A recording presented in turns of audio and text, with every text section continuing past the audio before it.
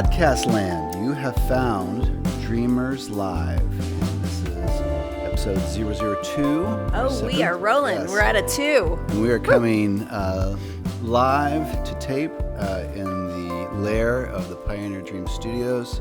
And we're thrilled to be here. I should mention... Should you? I should. Oh, good. That there's obviously some very cool music that starts and finishes our show. And that music is actually one of your songs. Oh, wow. This is awkward. This is so awkward. So embarrassing. Thank you for using it. So, yeah, that's one of your songs, and it can be found on your new album, Songs No One's Heard, Yes. or streamed or downloaded on any of your pre-existing platforms. So if you like those musics, go find them. If you don't like it, don't say anything. Yeah, just keep it to Totally yourself. fine. Thank And, you. Thanks for mentioning that. Yeah. We should also mention that you just celebrated a birthday. No, we should not mention that.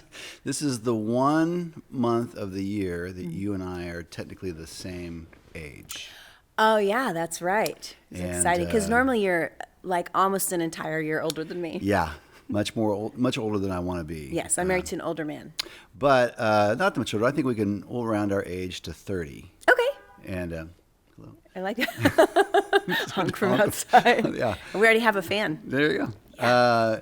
It is unfortunate that we are getting older. I mean, I guess as compared to the alternative, it's better. But yeah, I find the age thing. I made one. I'm not big on resolutions, as you know. I made one resolution for this newish year. You did? You didn't even tell me about it. It was simply to not act or feel old this year. Oh, okay, that's good. So, like the whole thing about getting out of chairs and making a noise when you get and then you try and get out of the chair. Is that like the old man sounds? Yes, all those things. And then the way you kind of hobble a little bit because you're sore in places you didn't think you should be sore in and all that kind of stuff. Sore from, you're sore when you're sore from sleeping. Yes, that's exactly. I am currently working a back strain right now. Oh, that nice. I can only trace back to turning in bed. And that's how you know. But I'm not acting on that strain because that's my resolution. I will not act or feel old this year. How is that going? Because we're it's April now. I'm doing okay. It's not so much the body as your awareness. Like I find myself saying things that I know are old man things, but I've been doing that most of my life. You have been an old man since I met you when you were 18. So you have the old man jokes. But you're like a nice, fun old man. Right. I'm not the grumpy old man. Right. As we talk about, it's your birthday, and I even sent you this text this year because it's a text that I sent myself when it was my birthday a year ago. Okay, right. And I said, it's your birthday, don't get weird. Because you and I have a tendency to overthink. What? You're kidding. That's so unusual for us. We overthink birthdays and life and everything in general. But I know, I've been a happy old man most of my life at some level or another. And the first sign that I knew I was acting as the old man was I would repeat jokes wherever I went. They were old man jokes. You'd go, Evangeline our daughter hates this joke that, you'd go somewhere and you were checking out and they would, as you were using your debit card, they would always ask you, would you like to add cash to that? Would you like cash with that? Right. And I would always say, not if it has to come from my account. Right. Can it come from someone else's account? But then you find yourself saying it everywhere. And Evangeline would call me on it and she'd say, Dad, it's the same joke you said yesterday. I said, it's the same joke. It's just a different audience. So, hey, as long as you're spreading your material out, it's basically like you're on a tour of old man jokes. Right. And so each location, you can use them on different people. Yeah, it's not the best, but since I've become aware of it, I've tried to. I feel like I could star in the insurance commercial where the thing about new homeowners trying not to be their parents. Oh yeah, I love those. Yeah. Those are so funny. So I feel like that's my life. My life now is dedicated to not being that guy, the old repeat old guy. But I did find myself, when you have a teenager living in your house, you find yourself saying things. Try not to repeat.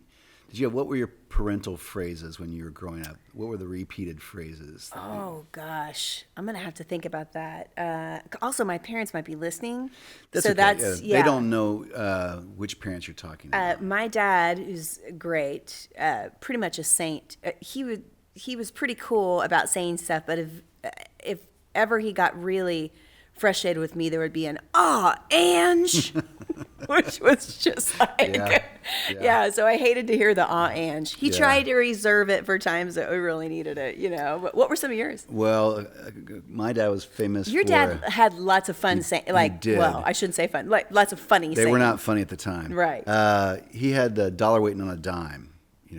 Then he also had pull your head out, which was a whole, that was nice. He would do dollar waiting on a dime. Yeah, it's a dollar waiting on a dime. So like he's the dollar, you're the dime.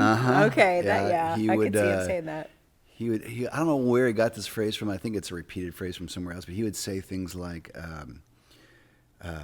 "Golly, when you were leaving heaven, and they were handing out brains, you thought they said ham sandwich." And I don't know what that means. When you were leaving heaven and they were handing out brains, you thought they said ham sandwich. And I said, well, at least I left on a full stomach.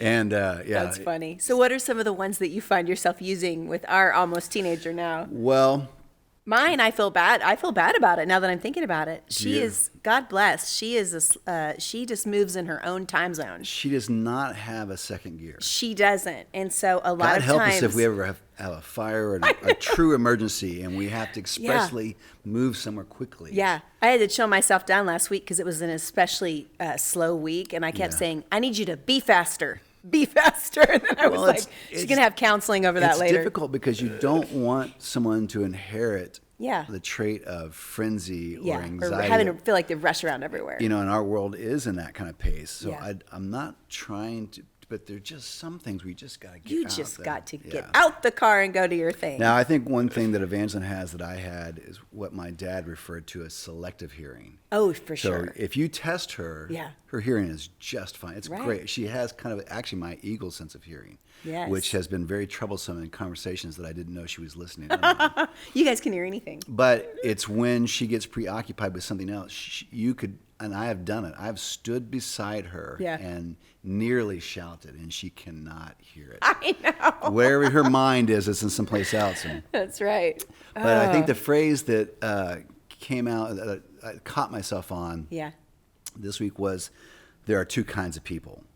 And if you find yourself saying, there are two kinds of people in the world, honey, and then, but it applies to different kinds of people, then you've already ruined your phrase. The whole place that you're starting from in that argument is already ruined because there are multiple kinds of two kinds of people.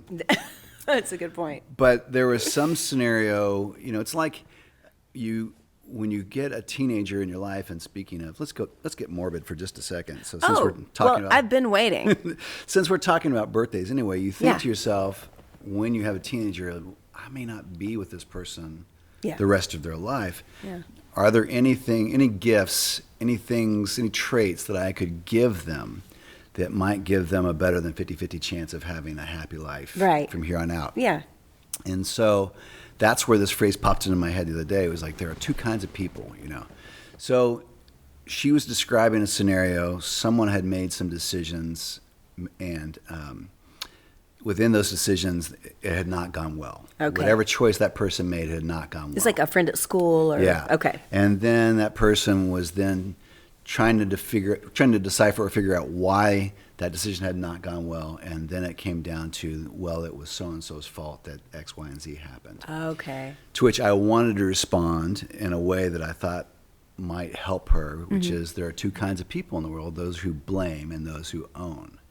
And and we see that a lot. So if if it's always constantly somebody else's fault, that's a challenge, versus being in a place and seeing a decision or a choice you made and owning it. So, like if we, as parents, if we correct, and I say, hey, honey, and she lives only because we're older parents and we've experienced some stuff, she lives in a pretty continuous state of grace. Like, she knows if she does something wrong and just owns it, that there will be a lot of grace in that. Sure. So when you go to make a correction, or you go to draw someone's attention to something, and then it's always denial, or it's always pointing to somewhere else. Yeah. That's frustrating. Because you're like, hey, you just know that if you just own it, we're going to work through this and find a way through it. So we were in that space recently, and that's where I thought there are two kinds of people: those who own their decisions, own even the consequence of those decisions, and then the people who always blame someone else. Yeah. And the more you and I were kind of talking about that, and I thought there is just to clean this up just a second here. Sure. We're not talking about there are places in your life that you get to that if you live long enough that you can start to identify where pain came into your life. Yeah, we all have those entry points, and I think that they're different for different people. Yes. I mean, there's some of them you might look comparatively and think that gosh, that was really something tough. Yeah. But all of us experienced things growing up or in our earlier life that that do bring in pain, and we bring it to others. Where that pain ends up shaping us, and then it ends up shaping some of our responses. And so when you are fortunate enough to, either through the help of friends or through the help of getting older or through the help of a counselor especially, find the entry points of pain in your life, that it can be incredibly liberating and freeing. Sure. Because you think, oh yeah, that's this scenario with this parent, or this scenario with this sibling or a friend or a spouse let in a pain or caused a pain, and that consciously or subconsciously affected my responses from that point on. Yeah. So that part of that experience is really, really healthy. I think it's maybe when we don't move past that and we stay in that place, and then that person or that situation becomes the default blame then for everything else that happens in our life. Yeah. You can't have a healthy relationship because of your mom. Or you can't have a healthy relationship because of this thing that happened in school. Sure. Or this life experience you have. And then they become the blame for everything else that happens in your life, the bad. And as you and I were talking about, that's such a dangerous place, because there's no hope in blame, because there's awareness of that situation will bring freedom, but blame now says I can't be okay until that other person somehow rectifies this, until that other person either acknowledges what they did, right, or rights the wrong somehow, or somehow goes back and undoes that thing. And so when we live in that place of blame, of blaming somebody else, there's no hope for change for us. Yeah. And on the other side of that, like for our daughter, it's like if you have a sense of ownership to those decisions, then you can say, yes, I did that thing.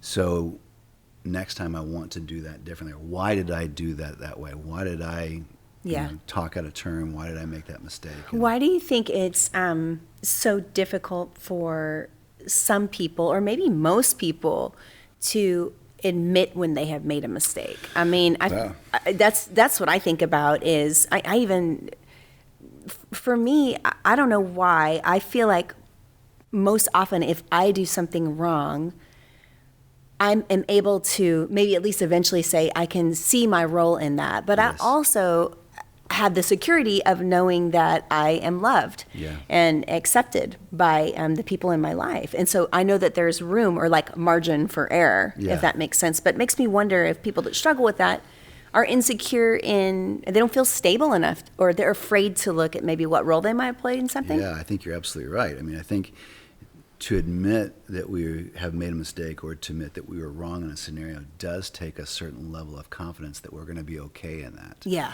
But when we are too insecure to admit our role in something, that's a really difficult place to get out of. And that's where I think the help of counselors and the help of, especially, in our lifestyle or our life case, there's a certain spirituality that's played in that. So I was not always that way. I grew up, for whatever reason, as a pretty insecure kid. And it wasn't until I got older, late teens, early adulthood, and discovered spirituality and discovered relationships that way, that I felt, and that I started to begin to receive and accept love, that gave me a foundation place that I could say, now I feel comfortable enough And say, that I can say I was screw wrong. this I up. feel safe. So when you were you use the word security, I think that's a great word for it. yeah, security. you feel secure enough. Like I know if I admit something to you for the most part, Yeah. that you're still going to love me. So there's Right. really no reason. I don't have to fear admitting that. Yes. Because I know that you're still going to love me. So that Yeah. is a safety and security. I think a lot Which of is people don't the- have that. Which is the place that we have, and only because we were older as parents. Yeah. That's the place that we started with Evangeline, is to at all times let her know you are safe. Yes. You are okay. Yes, there may be frustration. Yes, there may be correction. Yes, there may be whatever. Yeah. But you always know that you are loved here and accepted here, and this is going to be okay. So whatever happens and whatever choices have been made, or even mistakes have been made, you can come back to the safe place and know that it's going to be all right.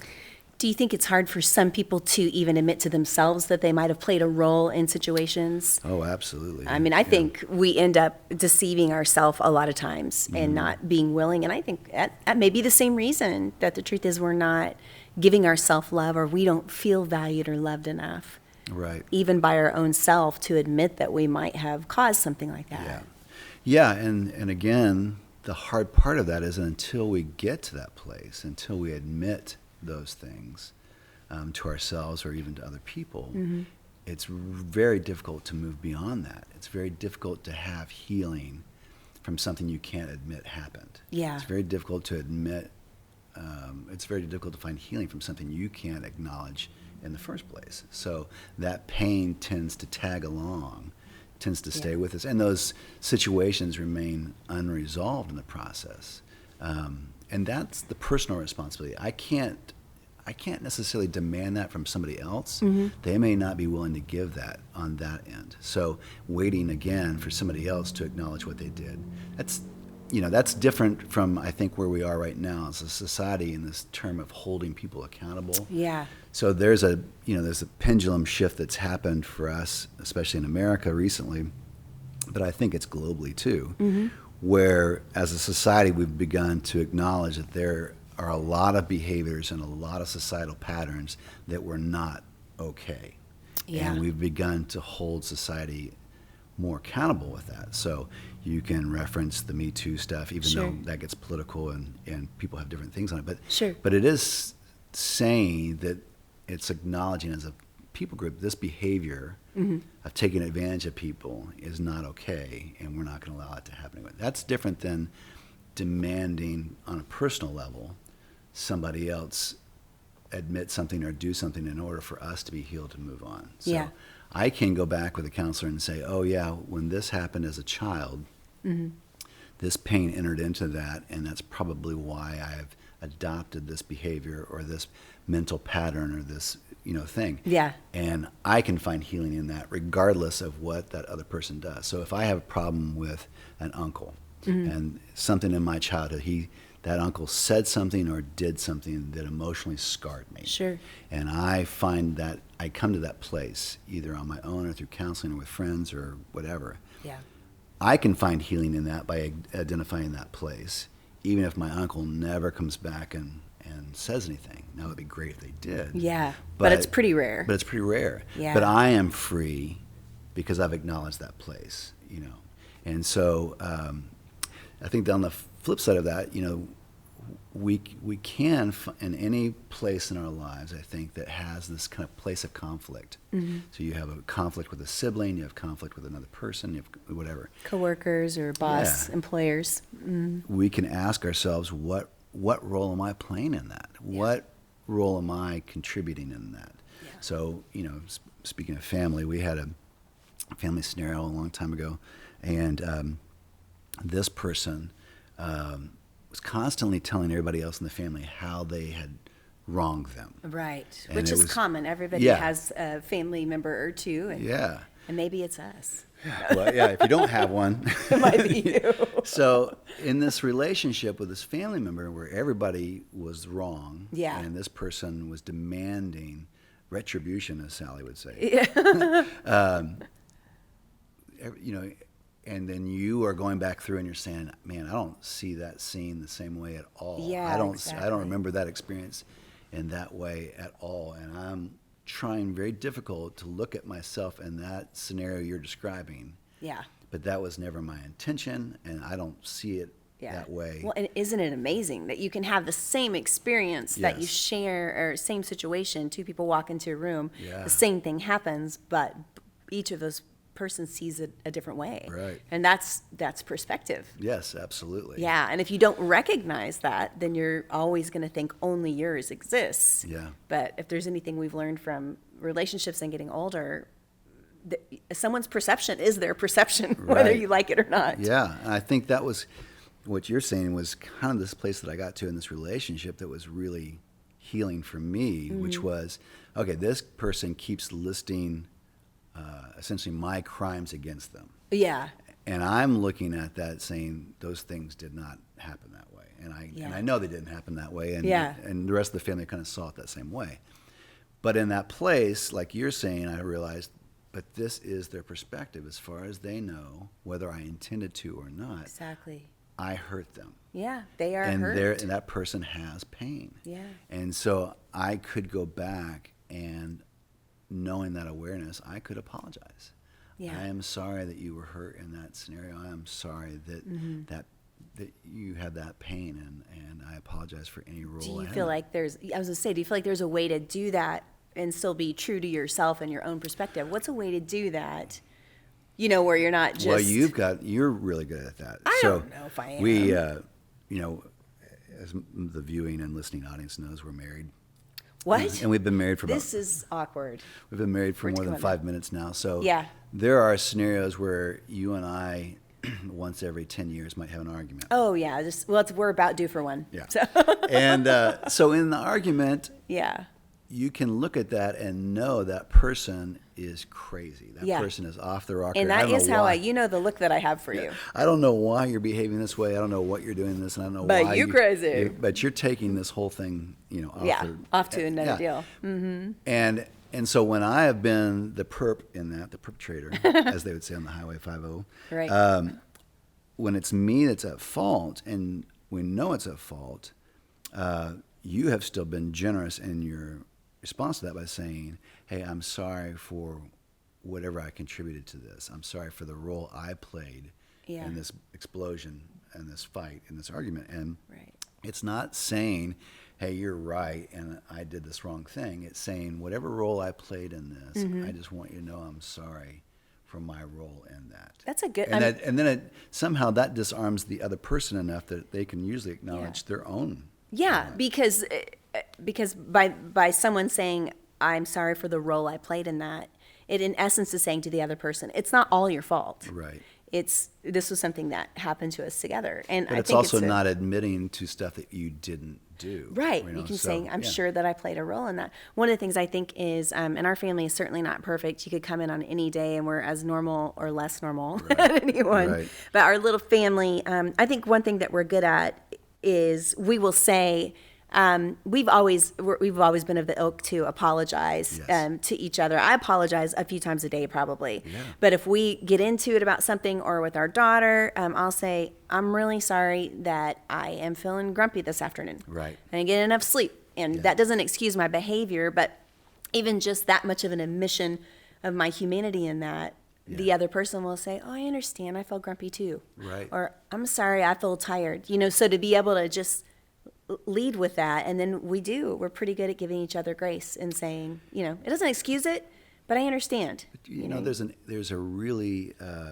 interesting pattern in that, and an interesting byproduct of that, which is in those moments where I can see that I hurt you, or that I was wrong in the way that I behaved towards you, or to Evangeline, or really to anybody else, and I choose in that moment to apologize or even ask your forgiveness.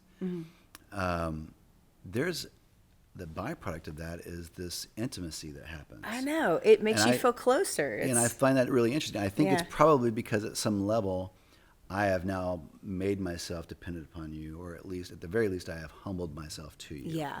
And so the act of humbling myself to you and apologizing that way, admitting this thing, and now in a sense saying that I am dependent on you to respond, Yeah. or in that way. Yeah. Dependent's probably not the right word, but that somehow brings in this intimacy, and we are generally closer together from that moment on than Yeah. we were even before that. So here we are, we keep pushing admitting we are wrong off Yeah. in order to kind of make ourselves feel more secure, or Yeah, to not justify. admit failure, or to try and bolster ourselves. And yet Yeah. the very thing of admitting that wrong is the thing that ends up elevating us. Yeah. Is the thing that ends up healing us, is the thing that ends up taking us to the next place. Yeah. It's So so we are interesting. avoiding it because of the pain and then the insecurity of Or it. sometimes just the pride, you Yeah. know, of But it's the act of saying that to ourselves or to someone else that ends up elevating us in the process. yeah, humility is very interesting because when you're in that moment and you feel like you were the one that was right, or Yeah. you've had this skirmish, we'll call it. Yeah. Everything within you does not want to give Right. that up. Right. It is like this fierce holding on to, but as Yeah. soon as you let that humility enter your heart and let it soften, and then can Yeah. say it to the other person, it immediately begets the same thing from the other person. It's like humility Yeah. brings humility from the other person. But I think I think there is a principle to that, which is you don't have to be wrong in order to say you're sorry. Oh. You don't have to be wrong in order to That's bring healing in a moment. Yeah, you're right. And I'm sorry this happened. I'm sorry this is here. I'm sorry. It's not trying to add to someone's bias or add to someone's Yeah. delusion, Right. but it is giving this atmosphere or this comfort level or this grace level Yeah.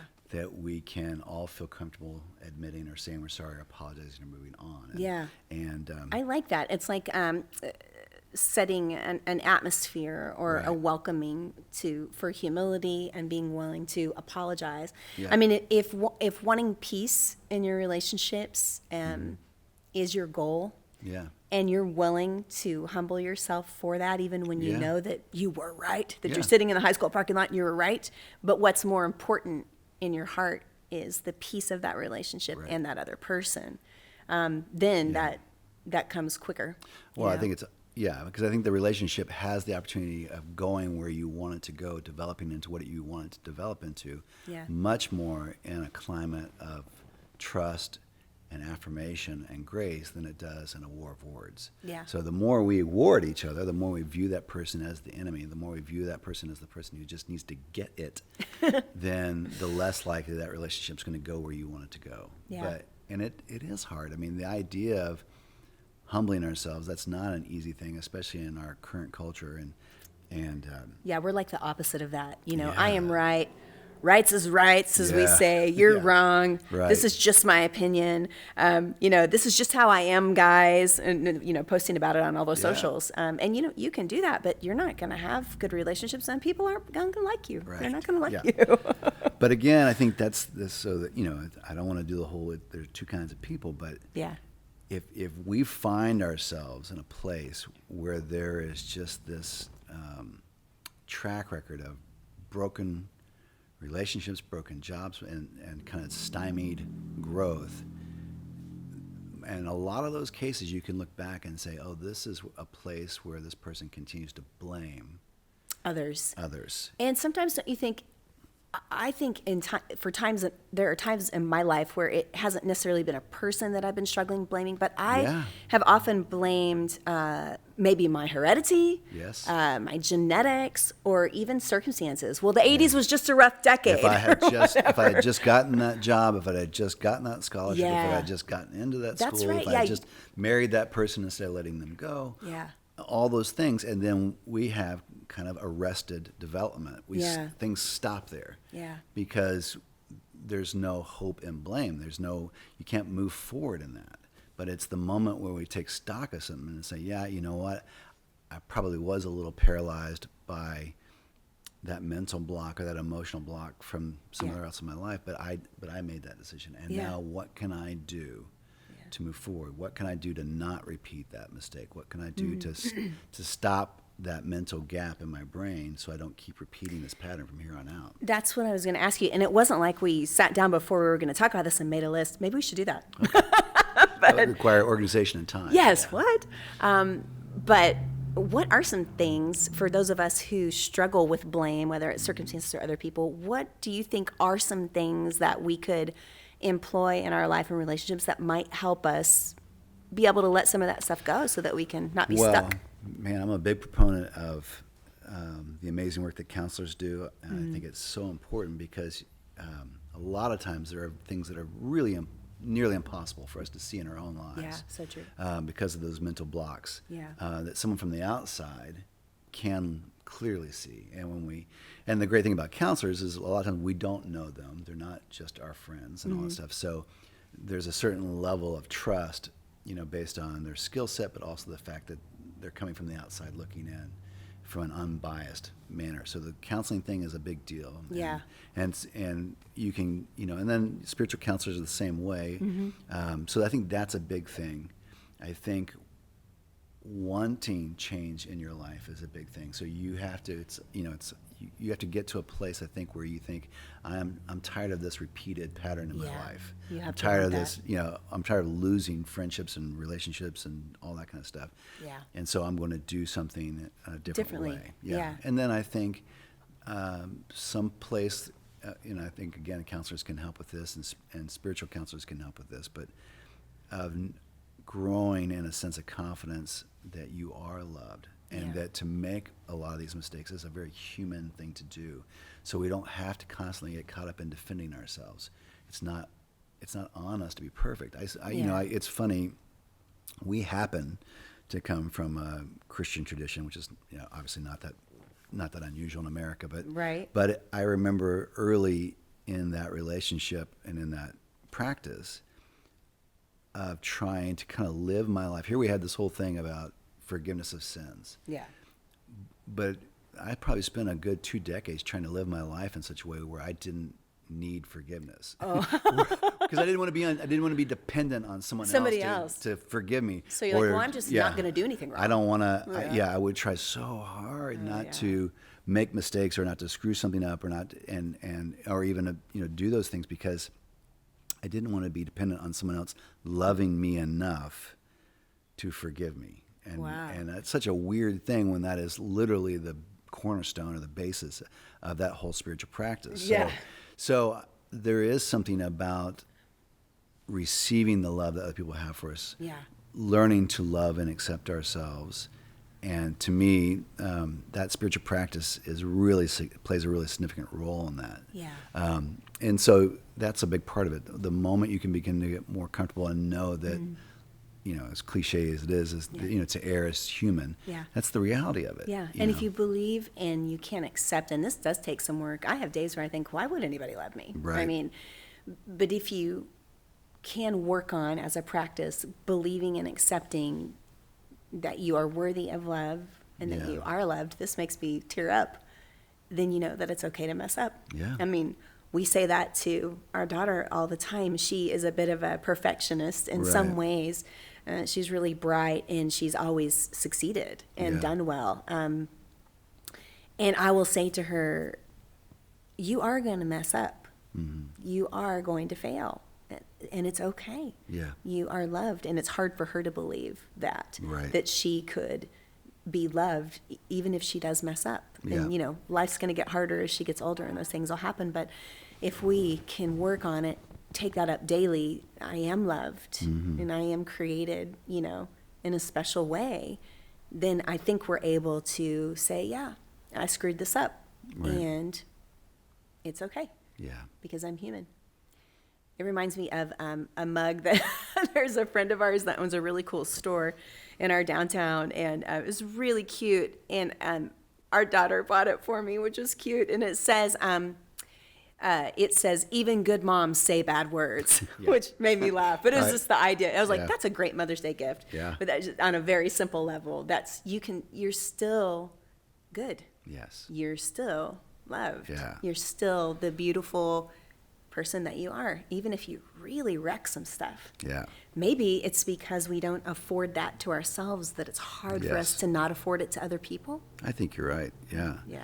I think, as a self-proclaimed or self-described introvert, which is not, there's nothing wrong with that. But, as you have said, I'm an introvert that can be an extrovert when I decide to. You're an introverted extrovert. And I like to think of myself more as bisocial. So, so I'm an introvert at times, and then when I have to or need to, I become an extrovert. I like it. Sometimes you identify as an extrovert, sometimes you identify as an introvert. But in the last couple of years, I have made a decision to be more connected to people. Yeah. And that has changed the way I see myself. And enabling me to receive love more from other people and see the value of it. It's also changed me in the sense of knowing that I can love others more and the great joy there is in now expressing the love I have for people and the beauty I see in them. And that has liberated me and brought more joy and life in me than any number of alone and excluded moments. Now, I do need to recharge my batteries. Part of that is being an introvert, but I used to think I needed more of that than I do. Yeah. And this thing of loving other people and expressing that to other people has totally changed the joy of my life in that way. Yeah, and it's funny because we do talk about community a lot, and don't you hate it in our society how words get overused? So that's a big thing, the word community, but it's a true word, and I think when we back to the list of things that can maybe help those of us who struggle with blame, when we are in community with other people, who we truly are is reflected back from those people. Right. So I may feel like a total shit. I've said shit twice in this I podcast. know. I'm kind Now of we've proud. got to 2 tag cussings. this. We've got to tag this with an explicit rating now. Even good moms say bad words. That's right. But anyway, I may feel like a total shithead, on a day. And if we're up here working by ourselves, and you know that I am anyway, so we're here. Right. But It's not hidden. then we get out and we end up and we go somewhere like the place where we work out, or you end up going to church or a group meeting, or whatever it is, that community. Those people love me. Yeah. They see who I really am, not the voice in my head that I'm struggling with. Yeah. And they are reflecting back to me who I truly am. Yeah. And when I feel that acceptance and that love back from them, I know it's okay that I screwed up today, because they're going to love me anyway. Well, and I like it too that when we're with people, they end up drawing out good from me. So like I say, I may feel bad, I may feel anxious, I may feel grumpy, or whatever phrase you want to use, a descriptive term to it. I may be being an ass and want to be alone, like Oscar the Grouch. Right. But now I'm interacting with people, and those people are drawing out the good part of me. That's right. And before it's generally over, I generally feel more like my true self, and less like the imposter that I was before. So. Yeah, so true. You remember when we had the idea to start Dreamers? I think some people look at the Dreamers concept and they think that we were sitting around like, what we ought to do? Let's start a group where we put interesting people together, and we'll really serve them with all this cool information, and it honestly it's gone just like that, actually. No, the people who know us know the truth, but part of the truth of it was the reason we actually took the initiative, and it was post-COVID after being really lonely. Yeah. We needed friends. Yeah.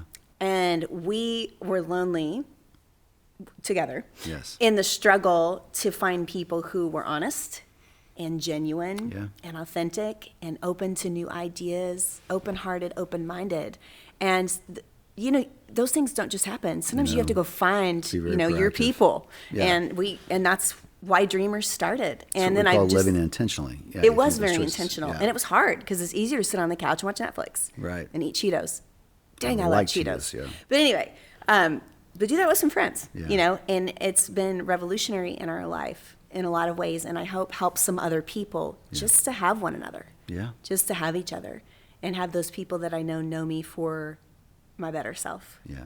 And that wants me to offer that to others. Absolutely. Wants to help me do that. So. And we need you guys. And that's why we're happy to have this podcast. This was a very deep talk today. There are 2 kinds of people, friends. There are people that just watch and listen to a podcast. Yes. And then there are people who do all the things, like they like the podcast and they share the podcast and they forward the podcast and they subscribe to podcast and then all that kind of stuff. So if you would do that, we would love you even more than we love you now. Yes, we do love you. But if you would do those things, that would be awesome. And we need you, and we need your friends. Yes. And then if you want, you can email us, and if you have questions or you have topics you want to talk about or things you want to get back to us on. I like that idea. Yeah. Take email requests. us. We'll take requests. You can put stuff in the response things, but if you want to email us directly, you can find that. You can find Anjanette's music that you'll hear now. I mean, just in mere moments. In They're mere going to hear it moments. again. It's so exciting. You can stream that or download that on any and all the platforms. If you want to get a hold of us, there's that information. You can find us on speakingofjaywebster.com. Nice. It's an easy way to get to that stuff. But we will be back with more podcasts soon. And until then, thank you. Yes, carry on. Peace out.